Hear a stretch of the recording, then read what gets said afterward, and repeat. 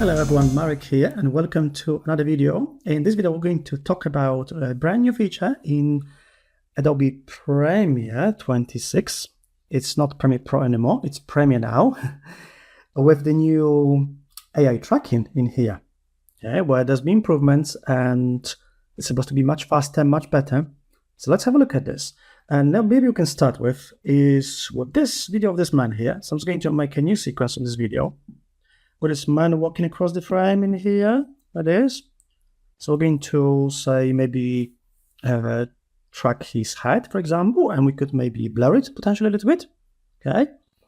So, we'll be going some masking here. So to start with, we have some new tools now in Premiere 26. Here, we've got this object mask tool, which we're going to have a look at. So if we just select it, and make sure you have a clip selected, okay? When you select the clip with object selector, a bit like in Photoshop, when you move the cursor over the video, you're going to get some highlights of different objects in the video.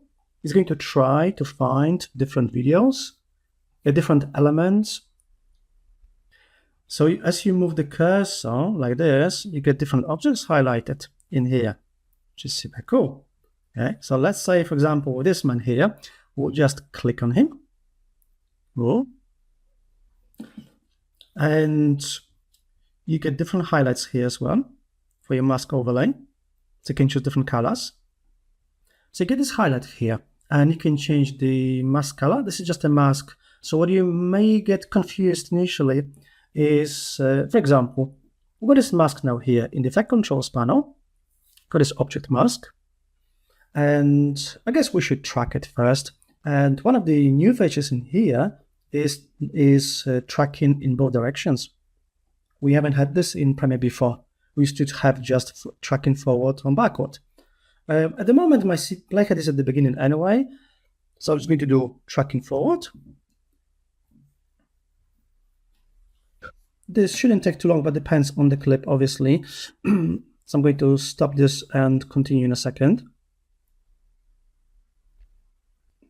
You will get this progress bar that shows you the progress of the tracking. You also get the information about how quickly it's tracking. Mine is tracking at 7 frames per second at the moment. Depends on the processing power on your machine. This may be quicker or may take longer. And when it's finished, we should get a really nice tracking here with the man being tracked all the time on this mask. And then we could maybe apply some effect to it, like maybe blur him a little bit. So let's check that with the mask here. Looks pretty much perfect, okay? So what we can do now is, if we keep the mask selected, we'll apply an effect in here. So, the way we used to do it in the past was you would apply an effect to the clip, and then you could add a mask to the effect, and then track it. This is different now, because now you select an object, you track it, and then you apply the effect. So if I go to Effects panel, Video Effects, let's see what we can do here. Let's say, for example, we'll make him lighter to, highlight him. So if we go to Color Correction, we'll do Brightness and Contrast. Okay, I'm just going to double click on it to apply it.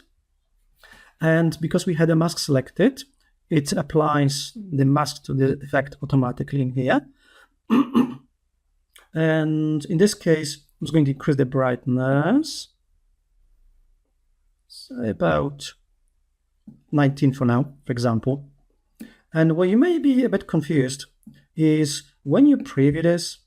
I remember the first time I tried it, I was like, why is he red? That's because of this mask highlight in here.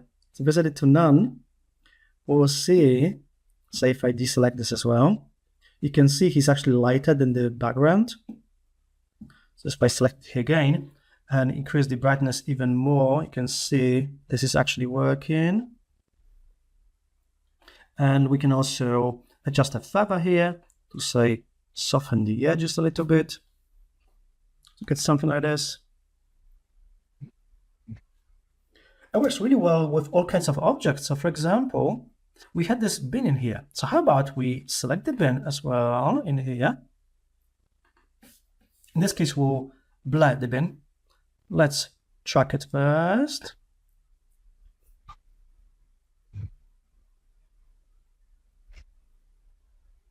This shouldn't take too long this time. And this time we're going to apply a blur, like a Gaussian blur, to the bin in here. So I'm going to again pause for a second. It's almost finished here. So now once this is finished, again we'll keep our object mask highlighted. We'll go back to the beginning here. Let's see the mask first. Here we go. It works really well. So let's go to blur and sharpen video effects and we apply a Gaussian blur.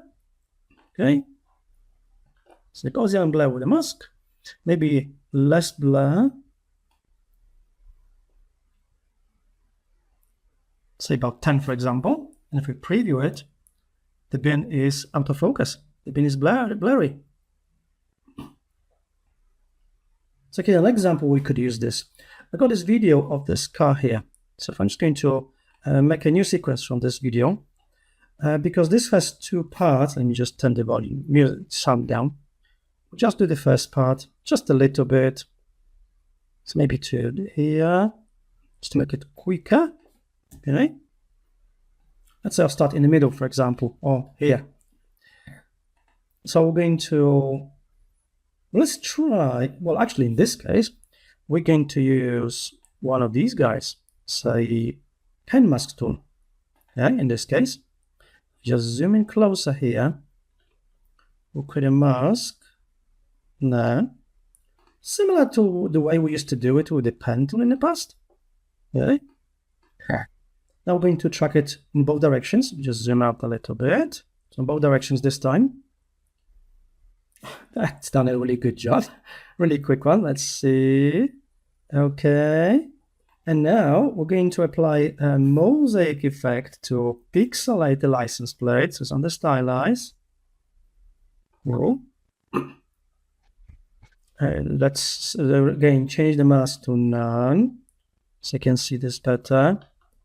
And adjust the settings. So for the mosaic,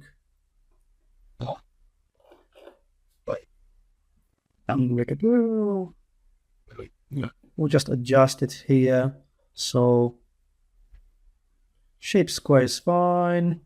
Just adjust the known tiles here. So if you go higher, this will look more like the actual pixels. Here we go. So it looks more like a license plate. We'll go for the maximum 200. There you go. Now, if you have a look at this video, say in maximize mode, license plate is just pixelated. And they literally took seconds to do it. So depending on what you're going to track, what the object is going to be, you have these four selecting mask tools in here.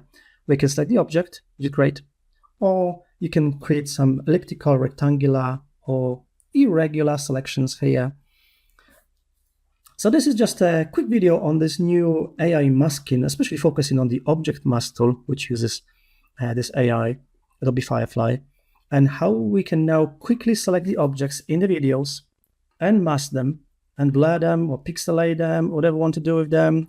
You know, we could apply, say, mosaic to this guy as well. So if I just grab it and put it into Effect Controls panel, you just collapse this one first. Here. Okay. And this time, I'm going to take this mask and I'll drag it to Mosaic. Here. To apply it to Mosaic, you know, because we can also do that. And again, just increase the tiles. Maybe not as much as before. And now we got this. It's pixelated. So later on, after the fact, you can drag and drop your mask onto a different object or a different effect in here.